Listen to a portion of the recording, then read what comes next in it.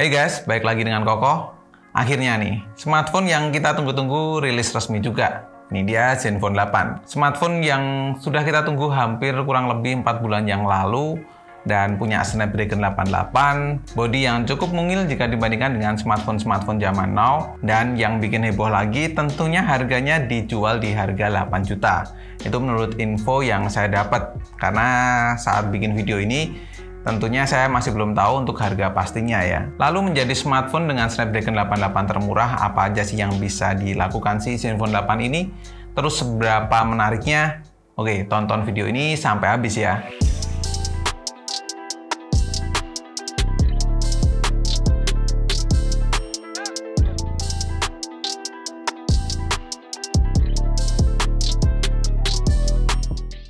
Tentu ya dengan Snapdragon 888 yang paling kerasa jelas kalau dipakai buat main game. Dan saya juga sudah nyobain si Zenfone 8 ini kalau dipakai buat main game. Mulai dari game yang paling enteng tuh seperti Mobile Legends yang sedang ngehit-ngehitnya. Di sini settingan grafiknya bisa ke ultra. Gameplay jelas lancar banget, nggak ada yang namanya lag atau frame drop. Di sini juga terlihat kalau Zenfone 8 ini bisa dapat 60 fps. Dalam 33 menit bermain, baterainya berkurang 12% dengan suhu naik ke 42 derajat Celcius. Terus ke game kedua kita naik ada PUBG Mobile. Settingan tentu bisa dapat rata kanan SDR Ultra. Di sini saya bisa bermain dengan nyaman, nggak ada lag atau frame drop yang ngeganggu. Mungkin malah layarnya yang kecil ini yang bikin sedikit kurang nyaman karena tanganku yang termasuk ukuran gede ya. Tapi secara gameplay semuanya sih berjalan dengan smooth. Selama 28 menit bermain di map Mirangle, baterainya berkurang 10% dengan suhu naik sampai ke 42 derajat Celcius. Nah, ke game yang ketiga tuh lebih berat, yaitu ada Genshin Impact. Di settingan rata kanan dengan 60 fps, saya masih bisa bermain dengan oke. Tergolong lancar, walau memang masih ada frame drop ketika animasi efek keluar semua. Rata-rata sih bisa dapat 45 fps, kalau turun cuma di sekitar 30-an fps saja. Di game ini tuh terasa banget kalau Zenfone 8 naik dengan signifikan. Kalau nggak pakai casing tambahan, kerasa betul tuh panasnya di bagian casing belakangnya ini. Dalam 30 menit bermain, baterainya berkurang 17% dengan suhu naik sampai ke 49 derajat Celcius. Lumayan panas coy. Nah, kalau secara performa tentu ngebut lah ya. Kemarin di video unboxing saya juga sempat untuk tes Antutu tuh. Nah, ini bisa dapat sekitar 740 ribuan. Namun sayangnya performa yang tinggi ini tuh nggak dibarengin dengan baterai yang gede juga. Karena Zenfone 8 cuma ditanam baterai berkapasitas 4000 mAh yang bisa dibilang tergolong kecil untuk kelas flagship. Apalagi prosesornya ngebut tuh.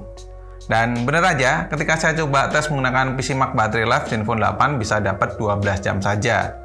Yang sebenarnya sih ya sudah cukup juga sih ketika saya coba untuk aktif di sosial media. Masih bisa dari pagi sampai malam. Jadi ya masih aman lah.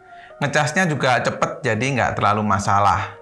Selain performanya yang ngebut, salah satu hal yang saya cukup miss yaitu hasil jepretan kameranya. Walaupun cuma ada 2 kamera untuk kamera belakang, namun kualitas fotonya keren. Begitu juga di video. Secara overall, dynamic range-nya luas dengan white balance yang seimbang dan karakternya tuh lebih ke natural tanpa ada sentuhan AI yang berlebih. Kontras maupun brightness-nya juga pas. Saya sih suka ya dengan hasil fotonya.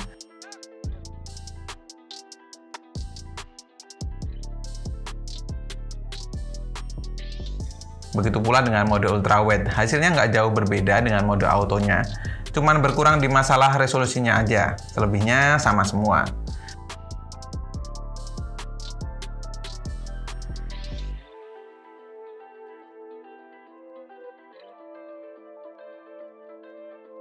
Sedangkan di mode portrait, hasil separasi blurnya rapi, nggak terlihat miss asal di cahaya yang cukup.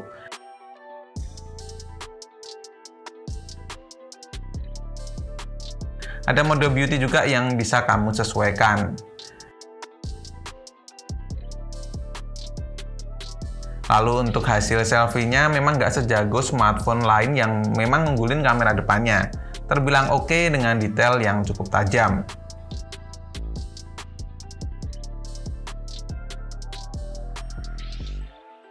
Nah, sedangkan ke hasil video, saya beberapa kali take video dengan settingan 4K-nya tuh, dan hasilnya masih tetap stabil, warna dan detailnya memang cakep, cuman kurang di bagian autofocusnya yang terasa kurang begitu cepet kalau sekelas flagship.